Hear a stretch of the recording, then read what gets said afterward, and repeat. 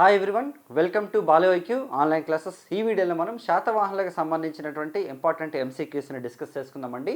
So శాతవాహనుల topic అనేది ఆంధ్రప్రదేశ్ ఎగ్జామ్స్కి ఇంపార్టెంటే, అలాగే తెలంగాణ ఎగ్జామ్స్ కూడా ఇంపార్టెంటే. అంటే ఏపీ హిస్టరీలో ఉంటుంది, టీఎస్ హిస్టరీలో కూడా ఉంటుందన్నమాట. అయితే మరి ఈ వీడియోలో మనం కొన్ని ఇంపార్టెంట్ ఎంసీక్యూస్ని డిస్కస్ చేసుకుందామండి. మరి అయితే before going to the video, మీరు కనుక ఫస్ట్ టైం మన బాలు ఐక్యూ ఛానల్ని విజిట్ చేస్తుంటే ఛానల్ని సబ్స్క్రైబ్ చేసుకోండి, అలాగే వీడియోని లైక్ చేసి మీ ఫ్రెండ్స్తో షేర్ చేయండి. మరి మీకు గనక ఆంధ్రప్రదేశ్ హిస్టరీ ఫుల్ ఫ్లెజ్డ్గా కంటెంట్ కావాలని అనుకున్నా, ఒకవేళ తెలంగాణ హిస్టరీ కావాలని అనుకున్నా, మన బాలు ఐక్యూ యాప్ని అయితే మీరు డౌన్లోడ్ చేసుకోండి. గూగుల్ ప్లే స్టోర్లో మీకు అందుబాటులో ఉంటుంది. మరి తెలంగాణ హిస్టరీ క్లాసెస్ అనేవి ఎప్పుడు సార్ స్టార్ట్ అవుతాయంటే, తెలంగాణ హిస్టరీ క్లాసెస్ అనేది మీకు మండే నుండి యాడ్ అవుతాయి అనమాట. ఓకేనండి. ఒక కొత్త ఫ్యాకల్టీ స్టార్ట్ చేస్తున్నారు సార్, గణేష్ సార్ అని చెప్పేసి. ఆయన మనకి కంటెంట్ అయితే చేస్తున్నారనమాట తెలంగాణ హిస్టరీకి సంబంధించి. ఏపీ హిస్టరీ అయితే మొత్తం నేను చేశాను, తెలంగాణ హిస్టరీ సార్ చేస్తున్నారు. ఇన్ఫ్యాక్ట్ మీరు నా క్లాసెస్ కూడా కావాలని అనుకుంటే నేను మీకు అందులో కొన్ని టాపిక్స్ అనేది పెట్టడం జరుగుతుంది. సో మరి మీకు తెలంగాణ హిస్టరీ అనేది స్టార్ట్ అవుతుంది మనకి మండే అనమాట. క్లాసెస్ అనేది నేను మీకు అప్లోడ్ చేయడం జరుగుతుంది. కొత్త కోర్స్ క్రియేట్ చేసి ఐ విల్ అనౌన్స్ దట్. మరి ఎవరైనా సరే ఆంధ్రప్రదేశ్ మనకి రిలీజ్ చేయబడేటువంటి గ్రూప్ 2 నోటిఫికేషన్ కనుక ప్రిపేర్ అవుతుంటే మన దాంట్లో preliminary course, mains course, full courses అందుబాటులో ఉన్నాయండి. మీకు 6 months వ్యాలిడిటీతో, అలాగే 1 year వ్యాలిడిటీతో అందుబాటులో ఉన్నాయి. మీరు జస్ట్ మన బాలు ఐక్యూ యాప్ని డౌన్లోడ్ చేసుకోండి. డౌన్లోడ్ చేసుకున్న తర్వాత మీరు కోర్సెస్లోకి వెళ్ళి ఏపీ గ్రూప్ 2 ప్రిలిమినరీ కోర్స్ అని కొట్టండి, లేదా ఏపీ గ్రూప్ 2 మెయిన్స్ కోర్స్ అని కొట్టండి. అంటే ప్రిలిమ్స్ అండ్ మెయిన్స్కి సంబంధించి కొట్టండి. మీకు 799కి ప్రిలిమినరీ కోర్స్ అవైలబుల్ ఉంది. అలాగే 999కి అనమాట మీకు మెయిన్స్ అండ్ ప్రిలిమ్స్ కోర్స్ అయితే అందుబాటులో ఉందన్నమాట 6 months వ్యాలిడిటీతో. ఒకవేళ 1 year వ్యాలిడిటీ కావాలనుకుంటే అక్కడ మీకు అవైలబుల్ ఉంటాయి. జస్ట్ మీరు ప్రిలిమ్స్ కోర్స్ కొట్టిన తర్వాత, మెయిన్స్ కోర్స్ కొట్టిన తర్వాత తెలుస్తుంది మీకు. సో కాబట్టి డెఫినెట్గా మీకు మంచి కంటెంట్ యాడ్ అవుతుంది. సైన్స్ అండ్ టెక్నాలజీ చేస్తున్నాము కొత్తగా, అలాగే నెక్స్ట్ జాగ్రఫీ చేస్తున్నాం కొత్తగా, ఇండియన్ సొసైటీ కంటెంట్ యాడ్ అవుతుంది, అలాగే మెంటల్ ఎబిలిటీ కంటెంట్ యాడ్ అవుతుంది, ప్లస్ కరెంట్ అఫైర్స్ అనేది చెప్తాం. సో కాబట్టి అలాగే నేను ఏదైతే అప్డేట్ చేయాలి, ఇండియన్ హిస్టరీ 2.0 స్టార్ట్ అవుతుంది, ఎందుకంటే ప్రిలిమినరీలో హిస్టరీ ఉంది కాబట్టి. సో మీకు డెఫినెట్గా మొత్తం కొత్త కంటెంట్, కొత్త మెటీరియల్ అంతా కూడా యాడ్ చేయడం జరుగుతుంది అనమాట. సో మరి జస్ట్ మన యాప్ని డౌన్లోడ్ చేసుకుంటే సరిపోతుంది. అలాగే చాలామంది అడుగుతున్నారు, సార్ లాంగ్ టర్మ్ కోర్స్ తీసుకున్న వాళ్ళకి ఇప్పుడు అప్డేట్ అవుతుందని. లాంగ్ టర్మ్ కోర్స్ తీసుకున్న వాళ్ళకి ఎందుకంటే అప్డేట్ అవుతుంది, అందరికీ అప్డేట్ అవుతుంది. ఎందుకంటే లాంగ్ టర్మ్ కోర్స్ అనేది ప్రజెంట్ ఆల్రెడీ నోటిఫికేషన్ వచ్చింది కాబట్టి అది నేను అన్పబ్లిష్ చేసాం అంతే. ఓకే, అంతే తప్పించి ఆ కోర్సు అన్పబ్లిష్ అయినంత మాత్రం అందులో కంటెంట్ యాడ్ అవుతుంది కాదు. మీరు నాట్ ఓన్లీ గ్రూప్ 2 అండి, ఏ కోర్స్ తీసుకున్నా కొత్త కంటెంట్ ఏది యాడ్ అయినా సరే అది ఎవరెవరికి అవసరం అవుతుందో వాళ్ళందరికీ యాడ్ చేయడం జరుగుతుంది అనమాట. అంటే ఆ కోర్స్ ఆ సబ్జెక్టులు ఎవరైతే కొన్నారో వాళ్ళందరికీ యాడ్ అవుతుంది. సో కాబట్టి ఇప్పుడు ప్రజెంట్ అయితే మనకి 6 months అండ్ 1 year కోర్సెస్ మాత్రం అందుబాటులో ఉన్నాయి. చాలామంది అడుగుతున్నారు, మెసేజ్లు పెడుతున్నారు, సార్ మాకు లాంగ్ టర్మ్ కోర్స్ కావాలని. లాంగ్ టర్మ్ కోర్స్ ప్రస్తుతానికి అవైలబుల్ లేదంటే only 6 months and 1 year courses అందుబాటులో ఉన్నాయి. మన బాలు ఐక్యూ యాప్ని డౌన్లోడ్ చేసుకోండి. ఎక్సలెంట్ కంటెంట్ మీకు ఇవ్వడం జరుగుతుంది, రిజల్ట్ ఓరియంటెడ్గా మీకు కంటెంట్ చేయడం జరుగుతుంది. ఓకేనా. మరి ఫస్ట్ క్వశ్చన్ చూద్దాం. పురాణాలు మహాన్ మరియు మల్లకర్ణాన్ని ఏ శాతవాహన రాజు అని పేర్కొన్నాయంట. పురాణాలు, ఎందుకంటే వాస్తవానికి తీసుకుంటే మత్స్యపురాణం ప్రకారం మొత్తం శాతవాహన రాజులు 30 మంది అనమాట. యాక్చువల్లీ మత్స్యపురాణం అనేది ఎవరి కాలంలో సంకలనం చేశారని అడిగితే మనకి యజ్ఞశ్రీ శాతకర్ణి కాలంలో మనకి సంకలనం చేయడం జరిగిందనమాట. మరి పురాణాలు మహాన్ మల్లకర్ణాన్ని ఏ శాతవాహన రాజుని పేర్కొంటే ఆప్షన్స్ 2వ శాతకర్ణి, గౌతమిపుత్ర శాతకర్ణి, మొదటి శాతకర్ణి, హాల శాతవాహనుడు అండి. ఆన్సర్ వచ్చేసి మొదటి శాతకర్ణి అనమాట. సో మొదటి శాతకర్ణి యొక్క స్పెషాలిటీ ఏంటి, శాతవాహనుల్లో మొదటి శాతవాహనంలో గొప్పవాడు మొదటి శాతకర్ణి. మరి 2వ శాతవాహనంలో మలి శాతవాహనంలో గొప్పవాడు ఎవరంటే మనకి యజ్ఞశ్రీ శాతకర్ణి. మరి అలాగే ఓవరాల్గా గొప్ప రాజు ఎవరు అనేది శాతవాహనంలో మనకి 23వ రాజు అయినటువంటి గౌతమిపుత్ర శాతకర్ణి అనమాట. చాలా ఇంపార్టెంట్, వివాహ సంబంధాల ద్వారా ఓకేనండి రాజ్యాన్ని విస్తరించిన వ్యక్తి మనకి ఎవరండి, మొదటి శాతకర్ణి. అలాగే రాటీకల రాజు అయినటువంటి మహారాజా త్రైణికారి ఒక కుమార్తెను కూడా పెళ్లి చేసుకోవడం జరిగింది, దేవి నాగానికని. ఈయన గురించి తెలియజేసే శాసనం మనకి నానాఘాట్ శాసనం అనమాట. ఓకేనా, రైట్. మరి నెక్స్ట్ క్వశ్చన్ చూద్దాం. ప్రాకృతంలో స్వర్ణయుగం అని ఎవరిని పిలుస్తారంట. ఓకేనా, ప్రాకృత భాషలో స్వర్ణయుగంగా ఎవరిని పిలుస్తారంటే ఏ రాజు యొక్క కాలాన్ని పిలుస్తారు. గౌతమిపుత్ర శాతకర్ణి, హాల శాతవాహనుడు, మొదటి శాతకర్ణి యజ్ఞశ్రీ శాతకర్ణి అనమాట. హాలుడు అండి. హాలుడు 17వ రాజు. ఇతనికి ఇంకా ఏంటండి బిరుదంటే ఇతను ఒక రచయిత. యాక్చువల్లీ ఇతన్ని కవివత్సలుడు అంటారనమాట. ఇతని బిరుదు ఏంటంటే మనకి కవివత్సలుడు అంటారనమాట. ఇతని యొక్క కాలాన్ని ఏమంటారంటే మనకి ప్రాకృతంలో స్వర్ణయుగంగా చెప్తారండి. ఇతను రచించిన పుస్తకం మనకి గాథా సప్తశతి. ఓకేనండి, గాథ అంటే కథ, సప్త అంటే 7, శత అంటే 100, అంటే 700 శృంగార పద్యాలకు సంబంధించినటువంటి స్టోరీ మనకి గాథా సప్తశతి. అది రచించింది మనకి హాల శాతవాహనుడు అండి. మరి ఇతను శ్రీలంక రాకుమార్తె లీలావతిని సప్త గోదావరిలో వివాహం చేసుకోవడం జరిగింది. ఇది తూర్పుగోదావరి జిల్లాలో ద్రాక్షారామంగా పేర్కొంటారు. అయితే తెలంగాణ చరిత్రకారుడు అయినటువంటి సంగనబట్ల నరసయ్య గారి అభిప్రాయం ప్రకారం హాలుడు మరియు లీలావతి గారి యొక్క వివాహం అనేది కరీంనగర్ డిస్ట్రిక్ట్లో ధర్మపురికి 40 కిలోమీటర్ల దూరంలో వేంపల్లి వెంకట్రావు దగ్గరలో గోదావరి తీరంలో ఉన్నటువంటి భీమేశ్వరాలయం దగ్గర జరిగింది. మరి వీళ్ళిద్దరి యొక్క వివాహానికి సంబంధించి ఒక రచన కూడా ఉందన్నమాట. అతని పేరు కుతూహలుడు అనే రచయిత రాశాడంటే ఆయనకి చాలా కుతూహలం ఎక్కువ అనమాట. ఆ క్యూరియాసిటీతో రాశాడు, అలా గుర్తుపెట్టుకోవాలి మనం. ఏంటంటే ఆ పుస్తకం పేరు లీలావతి పరిణయం. ఓకేనండి, లీలావతి పరిణయం రాసింది ఎవరంటే కుతూహలుడు. మరి లీలావతి ఎవరి యొక్క భార్య అంటే మనకి హాల శాతవాహనుడు అనమాట. హాల శాతవాహనుడు ఎన్నో రాజు అంటే 17వ శాతవాహన రాజు. అతను రచించిన పుస్తకం మనకి గాథా సప్తసతి. ఇతని యొక్క రాజ్యంలో ప్రాకృతం బాగా వెలసిల్లింది కాబట్టి గోల్డెన్ ఎరాయిన్ ప్రాకృత లాంగ్వేజ్ అని చెప్పేసి చెప్తారనమాట మనకి. ఓకేనండి, రైట్. మన నెక్స్ట్ క్వశ్చన్ చూద్దాం. బుహ్లార్ అనే వ్యక్తి శాతవాహనులకు సంబంధించిన దేని గురించి అధ్యయనం చేశారంట. బుహ్లార్ అనే చరిత్రకారుడు, ఇతని పేరు బుహ్లార్ అనే వ్యక్తి చరిత్రకారుడు అనమాట, హిస్టోరియన్. అతను శాతవాహనులకు సంబంధించి ఒక రీసెర్చ్ చేశాడు. మరి దేని మీద రీసెర్చ్ చేశాడంట ఆయన? లిటరేచర్ మీద చేశాడా, లేదా ఇన్స్క్రిప్షన్ శాసనాల మీద చేశాడా, లేదా ఆర్థిక వ్యవస్థ మీద చేశాడా, లేదా మత పరిస్థితుల మీద చేశాడంటే శాసనాలండి. ఓకేనండి, శాసనాలు అంటే మనకి ఇన్స్క్రిప్షన్స్ అనమాట.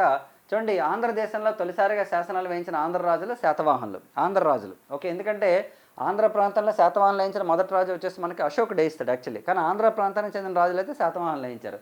మరి బుహ్లార్ శాతవాహనులకు సంబంధించి ఓకేనండి శాసనాలకు అధ్యయనం చేశాడు. శాతవాహనుల యొక్క అధికార భాష అలాగే శాసనాల్లో వాడిన భాష రెండు కూడా ప్రాకృతం. ఇందాక మనం చెప్పాం ప్రాకృతంలో ఎవరు బాగా ఇచ్చేశారంటే మనకి హాల శాతవాహనుడు అని చెప్పాం మనం కదా. అశోకుని యొక్క 13వ శిలాశాసనం ప్రకారం శాతవాహనులు మౌర్యుల యొక్క సామంతులని, శాతవాహనులు ఆంధ్రుల యొక్క భృత్యులు అని చెప్పేసి తెలుస్తుంది అనమాట. యాక్చువల్లీ చాలా చాలా ఇంపార్టెంట్ ఇది మనకి. Okay, right. నెక్స్ట్ చూడండి, సాంచి స్తూపానికి దక్షిణ తోరణాన్ని నిర్మించినటువంటి శాతవాహన రాజు ఎవరంట? సాంచి స్తూపం ఉంది కదండి, దానికి దక్షిణ తోరణాన్ని ఎవరు నిర్మించారంట?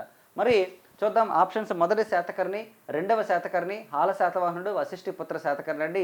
ఆన్సర్ వచ్చేసి మనకి రెండవ శాతకర్ణి. రెండవ శాతకర్ణి యొక్క స్పెషాలిటీ ఏంటంటే దాదాపు 56 సంవత్సరాల పాటు పరిపాలించిన రెండవ శాతకర్ణి మనకి. ఓకే, ఇతను దక్షిణ తోరణాన్ని నిర్మించారండి. ఇతని యొక్క బిరుదు తీసుకుంటే రాజన్యశ్రీ శాతకర్ణి. ఇతని ఆస్థానంలో వశిష్ఠి పుత్ర ఆనంద అని ఒక కళాకారుడు ఆర్టిస్ట్ ఉండేవారు అనమాట. రెండవ శాతకర్ణి సాంచి స్తూపానికి దక్షిణ తోరణాన్ని నిర్మించాడు. ఇతని ఆస్థానానికి చెందిన ఆనందుడు సాంచి దక్షిణ తోరణంపై ఒక శాసనాన్ని చెక్కించాడు అనమాట యాక్చువల్లీ. ఓకే, చాలా చాలా ఇంపార్టెంట్. నెక్స్ట్ అండి, శాతవాహనుల కాలంలోని అధికారుల్లో సరికానిది ఏది? ఓకేనండి, ఆఫీసర్ల పేర్లు ఇచ్చాం మనం ఇక్కడ, వాళ్ళ సరికానిది ఏంటి? పరిణదవారాలు, స్కందవారాలు, ప్రతిహారుడు, భాండారికుడు అండి. మరి పరిణదవారాలు అంటే ఎవరంటే రాజు యొక్క అంతరంగిక సైనిక దళంలో గూఢచారులంట. స్కందవారాలు అంటే పట్టణంలో తాత్కాలిక సైనిక శిబిరాలంట. ప్రతిహారుడు అంటే కోట రక్షకుడు అంట. ఇది కరెక్ట్, ఎందుకంటే ప్రతిహారులు మనకి రాజపుత్ర రాజ్యంలో కూడా వస్తారు కదా. ప్రతిహారులు అంటే కోట రక్షకులు, ఇది సరిపోయింది. భాండారికుడు అంటే ధన రూపంలో శిస్తుని భద్రపరిచేవాడు అంట. ఇది కరెక్టే. పరిణదవారాలు కరెక్టే, స్కందవారాలు కరెక్టే, ఇది కూడా కరెక్టే అన్న. భాండాగారికుడు అంటే ధన రూపంలో శిస్తుని కాదండి, వస్తువుల రూపంలో. ఎందుకంటే భాండాగారం అంటే వస్తువులను భద్రపరిచే స్థలం. మనం తినుబండారాలు అంటాం యాక్చువల్లీ కదా. మనం ఏదైనా ఫుడ్ తినేటప్పుడు తినుబండారాలు అంటాం. బండారం అంటే వస్తువు యాక్చువల్లీ మనకి తినే వస్తువు అనమాట. కాబట్టి భాండారికుడు అంటే ఎవరండి అంటే మనకి వస్తువుల రూపంలో ఓకేనండి డబ్బుని అంటే ఒకప్పుడు ఏంటంటే ట్యాక్స్ కలెక్ట్ చేయాలి. ఇప్పుడు ఎగ్జాంపుల్ గవర్నమెంట్కి ఒక 5,000 రూపాయలు ఇవ్వాలనుకోండి. సార్ మా దగ్గర 5,000 రూపాయలు లేదు సార్, 5,000కి తగినటువంటి ధాన్యం ఇస్తాం, లేదంటే బియ్యం ఇస్తాం, లేదంటే పల్సస్ పలానా ఇస్తామని చెప్పేసి ఇచ్చేవారనమాట యాక్చువల్లీ మనకి. సో అలా ఏంటంటే ఆ వస్తువుల రూపంలో భద్రపరిచే వ్యక్తి భాండారికుడు. ధన రూపంలో అనుకోండి ఎగ్జాంపుల్ హిరణికుడు.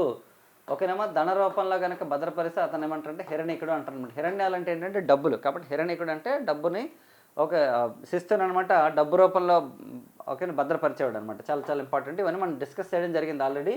రైట్, మన నెక్స్ట్ చూడండి, శాతవాహన రాజ్యాన్ని ఎలా విభజించారంటే ప్రతి ఒక్క రాజ్యం కూడా విభజన జరుగుతుందండి. ఎందుకంటే డీసెంట్రలైజేషన్ జరగకుండా ఎక్కడ కూడా అడ్మినిస్ట్రేషన్ జరగదు. మరి శాతవాహనులు తన యొక్క రాజ్యాన్ని ఎలా విభజించారు అంటే రాష్ట్రాలుగా, ఆహారాలుగా, విషయాలుగా, గ్రామాలుగా అన్నారండి. మరి శాతవాహనులు తమ యొక్క రాజ్యాన్ని ఆహారాలుగా డివైడ్ చేస్తారనమాట. మరి రాజ్యాన్ని ఆహారాలుగా, ఆహారాన్ని విషయాలుగా, విషయాలను గ్రామాలుగా విభజించారండి. మరి ఫస్ట్ రాజ్యం కాబట్టి రాజ్యానికి అధిపతి ఎవరంటే రాజే. మరి ఆహారానికి ఎవరంటే కుమారమాత్య, ఎవరైతే నెక్స్ట్ ఉంటారు కదా వారసులు వాళ్ళు అనమాట. విషయానికి అధిపతి విషయపతి అండి. ఓకే, గ్రామానికి ఎవరంటే గ్రామిక లేదా గోపుడు అంటారంట. మరి అప్పటి ఆహారాలు అంటే ఏంటి? ఇప్పుడు భారతదేశంలో మనకి నెంబర్ ఆఫ్ స్టేట్స్ ఉన్నాయి కదా, అలాగనమాట. అప్పట్లో ఆహారంలో ప్రసిద్ధి చెందింది నాసిక్ ప్రాంతంలో ఉన్నటువంటి గోవర్ధన ఆహారం అంట. ఆహారం అంటే ఏంటంటే అది ఒక రాష్ట్రం లాంటిది అనమాట. ఓకే, సో చాలా చాలా ఇంపార్టెంట్. మనకి ఏంటంటే ఒక టాపిక్ అనేది చదివిన తర్వాత పొలిటికల్ హిస్టరీ ఫస్ట్ చదవాలి. అందులో రాజులు ఎవరు ఉన్నారు, వాళ్ళ యొక్క బిరుదులు ఏంటి, వాళ్ళు ఏ యుద్ధాలు చేశారు. ఓకే, అలాగే నెక్స్ట్ వచ్చేసి వాళ్ళకి సంబంధించిన సంస్కరణలు అన్నీ కూడా చదువుతామండి. ఆ తర్వాత మొత్తం కింగ్స్ అంతా కంప్లీట్ అయిన తర్వాత చివరిలో మనకి వాళ్ళ యొక్క ఆర్థిక వ్యవస్థ, అలాగే మత పరిస్థితులు, సమాజం ఎలా ఉంది, ఇవన్నీ ఇస్తారనమాట యాక్చువల్లీ. సో అది కూడా కంపల్సరీ చదువుకోవాలి మనం, ప్రతి టాపిక్కి చదవాలి. శాతవాహన కాలంలో భూమి శిస్తు ఎలా ఉంది, శాతవాహన కాలంలో సాహిత్యం ఏంటి, శాతవాహన కాలంలో నాణ్యాలు ఏంటి, శాతవాహన కాలంలో మత పరిస్థితులు ఏంటి, ఇవన్నీ కూడా డెఫినెట్గా చదవాలి మనం. కన్స్ట్రక్షన్స్ గురించి కూడా చదవాలి, నిర్మాణాలు.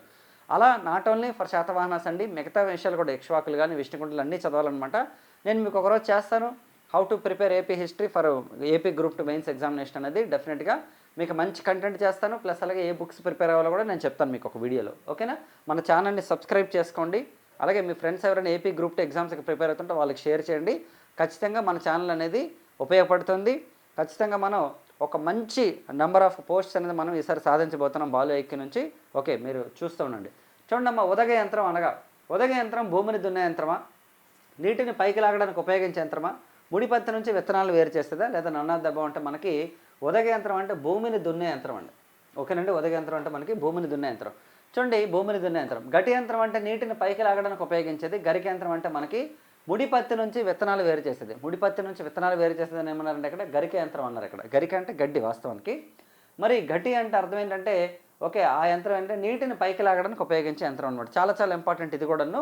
ఓకే, మీకు శాతవాహనంలో తీసుకుంటే మనకి ఆఫీసర్ నేమ్స్ కూడా ఉంటాయి అనమాట యాక్చువల్లీ మొత్తం. అలాగే నెక్స్ట్ వచ్చేసి అష్టాదశ శ్రేణులు ఉంటాయి, మనకి 18 శ్రేణులు ఉంటాయి అనమాట. అవి కూడా గుర్తుపెట్టుకోవాలి కంపల్సరీ. కానీ వాటి మీద ఇస్తాడు క్వశ్చన్స్. అయితే మీరు ఆ 18 శ్రేణులు కూడా ఫుల్ ఫ్లెడ్జ్డ్గా మైండ్లో పెట్టుకొని ఎలా గుర్తుపెట్టుకోవాలని మీరు ఆలోచించాల్సిన అవసరం ఉండదండి. ఎందుకంటే మీరు కనుక ఒకవేళ అది పూర్తిగా ప్రిపేర్ అవ్వాలని అనుకుంటే ఓకే, మీకు అందులో జస్ట్ చదువుకున్న తర్వాత మనకు అలాగా 4 ఆప్షన్స్ ఇస్తారు కాబట్టి మీరు ఎలిమినేషన్ మెథడ్లో మీరు చేసేయచ్చు అనమాట. ఓకేనా? ప్రతిదీ మీరు పూర్తిగా గుర్తుపెట్టుకోవాల్సిన అవసరం లేదు. నెక్స్ట్ చూడండి, శాతవాహనుల కల్లా వస్సాకర అనగా ఎవరంట? నూనె తీసేవాడు, వెదురు పనివాడు, నేత పనివాడు, వైద్యుడండి. చూడండి, వస్సాకర అంటే అర్థం ఏంటంటే వెదురు పనివాడు అనమాట.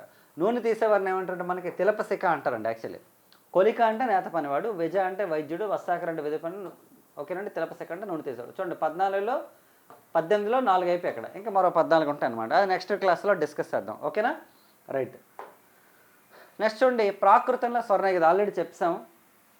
ఓకే, నెక్స్ట్ క్వశ్చన్, గౌతమిపుత్ర శాతకర్ణికి సంబంధించి సరికానిది ఏది? మనం చెప్పుకున్నాం కదా ఏంటి, 23rd king of Satavahanas Gautamiputra Satakarni. మనకి బయోపిక్ కూడా వచ్చింది. ఓకేనండి, బాలయ్య బాబు గారు యాక్ట్ చేయడం జరిగింది. అలాగే మనకి క్రిష్ జాగర్లమూడి రాధాకృష్ణ గారు అనమాట డైరెక్షన్ చేశారు ఈ సినిమాకి. ఓకే, మోస్ట్లీ ఐ థింక్ 2017లో రిలీజ్ అయిన సినిమా, 16 or 17 మోస్ట్లీ. గౌతమిపుత్ర శాతకర్ణికి సంబంధించి సరికానిది ఏంటి? ఇతను బౌద్ధ సన్యాసులకు 100 నివర్తన భూమిని దానంగా ఇచ్చాడు. భద్రనయ్య అనే బౌద్ధ శాఖకు నాసికల గుహలను ఇచ్చాడు. ఇతడు తెరచాప లేదా లంగరు వేసినటువంటి ఓడ చిహ్నంతా నాలుగు ముద్రించాడు. ఇతనికి క్షహరాట వంశ నిరవశేక్ష అనే బిరుదు ఉందంట. మరి గౌతమిపుత్ర శాతకర్ణికి సంబంధించి సరికానిది ఏదని అడిగారండి? ఇది కరెక్టే. ఓకేనండి, బౌద్ధ సన్యాసులకు 100 నివర్తనల భూమి ఇవ్వడం కరెక్టే. అలాగే భద్రని అనే బౌద్ధ శాఖకు నాసికల గుహలు ఇవ్వడం కరెక్టే. తెరచాప లేదా అన్నది కరెక్ట్ కాదు, ఎందుకంటే తెరచాప లేదా లంగరు వేసినటువంటి ఓకే ఓడ చిహ్నంతా నాణ్యాలు ముద్రించింది ఎవరంటే యజ్ఞశ్రీ శాతకర్ణి అండి. యాక్చువల్లీ యజ్ఞశ్రీ శాతకర్ణి అంటే 27th కింగ్ ఆఫ్ శాతవాహనాస్ అనమాట. యజ్ఞశ్రీ శాతకర్ణి 27వ రాజు శాతవాహనుల్లో. ఓకే, అతను మరి క్షహరాట వంశ నిరవశేషక అనేది కరెక్టే అనమాట. ఏదైతే క్షహరాట వంశం ఏదైతే ఉందో ఓకేనండి, అంటే మనకి శకుల్లో అదొక వంశం అనమాట. శకుల్లో ఎవరైతే క్షహరాట వంశం ఉంటుందో వాళ్ళని నిరోధించినందుకు ఈయనకి ఓకే క్షహరాట వంశ నిరవశేషక అనేటువంటి బిరుదైతే ఉందన్నమాట. ఓకేనా? రైట్. ఎక్కడ చూడండి, నాసిక్లో జోగల్ తంబే నదుల్లో శకరాజు నహపాను ఓడించి ఓకే అతను ముద్రించినటువంటి వెండి నాణ్యాలను సేకరించి తన చిహ్నాలతో పునఃముద్రించాడు. చూడండి, ఇక్కడ క్షహరాట వంశానికి చెందిన ఎవరు ఓడించాడైనా జోగల్ తంబే యుద్ధంలో అంటే నహపాను ఓడిస్తాడు అనమాట. నహపాను ఓడించి మళ్ళీ అతని యొక్క నాణ్యాలను మళ్ళీ పునఃముద్రిస్తాడు అనమాట గౌతమిపుత్ర శాతకర్ణి యొక్క నాణ్యాలతో. అందుకనే వాళ్ళ వంశాన్ని కంప్లీట్గా డిస్ట్రాయ్ చేసినందుకు అతనికి క్షహరాట వంశ నిరవశేషక అని చెప్పేసి చెప్తారు. ఓకే, ఇతనికి చాలా బిరుదులు ఉన్నాయండి గౌతమిపుత్ర శాతకర్ణికి. త్రిసముద్రతో ఈ పీతవాహన అని కూడా పిలుస్తారు ఇతన్ని. ఎందుకంటే తన యొక్క ఏదైతే వాహనాలు ఉన్నాయో వాటిని 3 సముద్రాల్లో ఉన్నటువంటి నీటిని తాగించాడు. 3 సముద్రాలు ఏంటి మనకు భారతదేశంలో ఉన్నవి? ఒకటి బంగాళాఖాతం, హిందూ మహాసముద్రం, అలాగే అరేబియా మహాసముద్రం. ఈ 3 సముద్రాల్లో ఓకేనంటే నీటిని తాగించడం, అన్ని ప్రాంతాలకి ఈయన విస్తరించడం చెప్పడం ఒకటిను. మరి అలాగే 3 సముద్రాలు తీరరేఖ కలిగి ఉన్నటువంటి ప్రాంతంగా మనం తమిళనాడుని చెప్తాం యాక్చువల్లీ మనం కదండి. రైట్. మరి ఇవన్నీ ఇంపార్టెంటే. త్రిసముద్రతో పీతవాహనాన్ని కూడా పిలుస్తారు అతన్ని. అలాగే నెక్స్ట్ తీసుకోండి, భాగవత మతం భారతదేశంలో ఏ రాజు కాలంలో ప్రవేశించింది? ఇక్కడ చాలా జాగ్రత్తగా గమనించాలి అందరూ. ఎందుకంటే శాతవాహనుల కోసం చదువుతున్నాం కాబట్టి వెంటనే టక్కన ఏం చేస్తారంటే శాతవాహన రాజు పేరు పెట్టేస్తారనమాట. కానీ ఆన్సర్ అది కాదు. చూద్దాం, ఇక్కడ ఏమన్నారంటే భారతదేశంలో అన్నారు. ఇక్కడ కృష్ణుడు, పుష్యమిత్ర శృంగుడు, వాసుదేవ కన్నుడు, రెండవ శాతకర్ణి, శ్రీముఖుడు అండి. ఆన్సర్ వచ్చేసి మనకి పుష్యమిత్ర శృంగుడు అండి యాక్చువల్లీ. ఎందుకంటే భాగవత మతం భారతదేశంలో ప్రవేశించింది పుష్యమిత్రుడి కాలంలో. మరి ఆంధ్ర ప్రాంతంలోకి వచ్చింది ఎవరి టైం అంటే కృష్ణుడి టైంలో. కృష్ణుడు ఎవరు? శ్రీముఖుడు తర్వాత కృష్ణుడు వస్తాడు, తర్వాత మొదటి శాతకర్ణి వస్తాడు అనమాట మనకి. ఓకే, మరి ఇక్కడ చూడండి పుష్యమిత్ర శృంగుడి కాలంలో వచ్చిందండి. మరి వాస్తవానికి తీసుకుంటే మనకి శృంగవంశం ఏదైతే ఉందో, ఓకేనండి, శృంగవంశం ఏంటి మనకి మగధ సామ్రాజ్యాన్ని పరిపాలించినటువంటి 6 రాజ్యాల్లో అదొకటి. మగధ సామ్రాజ్యాన్ని సాధారణంగా మనం చెప్పేటప్పుడు 6 డైనస్టీస్ రూల్ చేశాయన్నమాట. ఒకటి హర్యాంక, శిశునాగ, నంద, మౌర్య, శుంగ, కాండ్వ, ఇవి రూల్ చేశాయి.